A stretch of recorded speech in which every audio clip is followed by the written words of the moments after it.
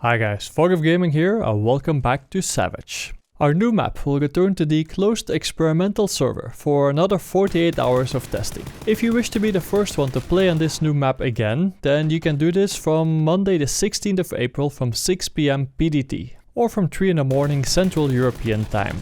If you don't already have access to the closed experimental server, then you can get it from following the link in the video description. The keys are limited, so hurry up if you want to get your hands on one of those. If you were lucky, then you must have already played on this map. In that case, you don't have to do anything special. The guys from Bluehole were nice enough to share all the patch notes, and this is what I will be showing you today. This video is brought to you by PureVPN, the best solution to keep your devices secure and anonymous without compromising speed. Perfect for a gamer. Click the link below and use the code FOG for a 10% discount to help you get started. The first change was applied to the red zone. Now they didn't take it out completely, but they have decreased the size and the duration of this red zone. The blue zone on the other side looks very promising. They have a new feature that enables this blue zone to calculate and adjust its waiting time based on the number of players left alive, which is great. Let's take Erangel for example. Imagine that the airplane starts flying over the military base.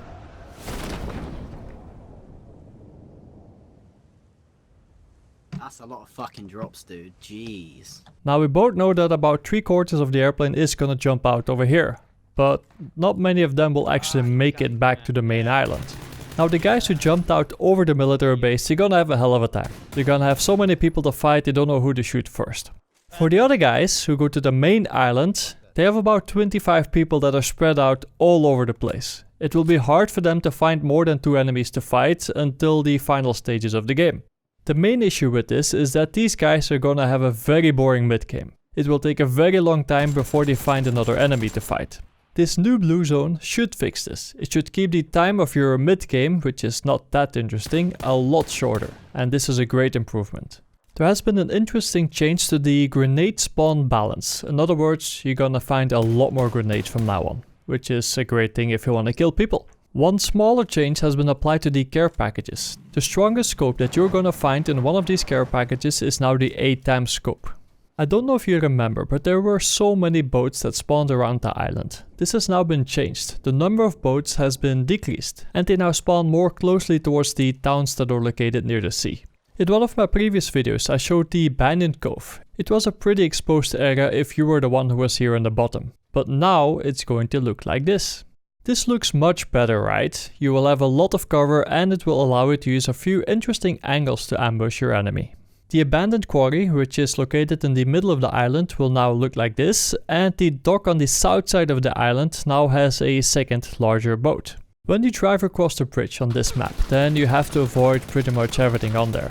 High speed wasn't exactly something that went hand in hand with crossing these bridges. You shouldn't run into that problem anymore because they improved the object placement on bridges to better facilitate movement. If you were in a boat, then you would sometimes have a hard time trying to get back onto the land. This has now been improved as well to make it easier to climb up to the land from the river. Now in certain areas of the map, certain buildings were extremely dark, even their doors were very hard to see. These have now become more visible and I presume they gave them a lighter color. Don't be surprised about the dynamic weather that you might encounter. From now on, this weather changes in real time throughout each match. Before this, it used to change only once during a match, so now we're gonna see various weather effects at various times. If you were lucky enough to play in the rain before they removed it, then you must remember that it was super loud. It hurt your ears because everybody turns up the volume to hear the footsteps more clearly, right? When they implemented the rain on this new map, then they reduced the sound of the rain dramatically. They have now changed that, and they have now slightly increased the sound of the rain again. There was an issue as well with hearing footsteps very late or from an incorrect location. This should be fixed now as well. The seaside ambient sound effect has now been implemented as well, meaning that you will hear the sea when you're close to the sea. If you go to an area on the map that has a swamp, then you will now also hear these sounds that you might hear in a real life swamp. Some guys use the minimap to adjust their aim and also to determine how much they have to lead a target. They use it to estimate the distance towards their enemy. This minimap grid has now been adjusted to match the smaller map size. A lot of players prefer to play this game in the first person mode, me included. Sometimes when you were shot, then you would have a lot of blood on your screen, which sometimes blocks your view, which means that you can't really fight back. This has been adjusted and it shouldn't block the center of your screen anymore. They've managed to fix a few bugs as well. One of them is one of the boats not consuming gas while driving. Now this isn't really game breaking, but that's the way it is. They fixed an issue that happens sometimes when the world map or the minimap looks blurry, and they also fixed an issue which sometimes prevented player from moving immediately after using the item quantity pop-up menu. The minimap sometimes shows up as blank when viewing the dead cam, and sometimes players took no damage when exiting a moving vehicle. The spectating mode works again now, even if your killer has died shortly after killing the viewing player. The camera sometimes bugged out after being knocked out by falling damage. This should have been fixed, and they also fixed an issue that was causing the blood effect not to show up properly when shooting other players. There are still a few issues in this game as well, and one of them is that the player was faulting at the time when the game starts that he doesn't get on board of the airplane. Instead he flies somewhere towards the destination of the airplane. I even had a guy that spawned already while the rest of us was already in the airplane. He could shoot people even before they landed. And sometimes a guy showed up as a zombie.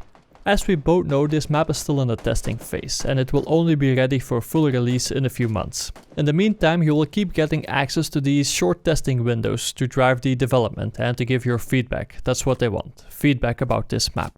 If you want to know more about the Savage map, then check out one of these videos. They explain everything that you need to know. This was Fog of Gaming, thanks for watching, and I will see you in Savage.